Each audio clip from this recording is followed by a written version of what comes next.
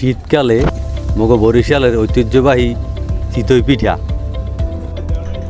এই পিঠা আপনি খাইতে পারবেন শুটকি ভর্তা দিয়া, মরিচ ভর্তা দিয়া, সরিষা ভর্তা দিয়া।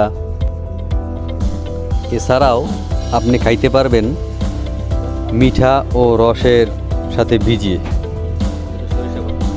একজন দোকানদার প্রতিদিন আনুমানিক 120 থেকে 130 পিস পর্যন্ত বিক্রি করে থাকেন।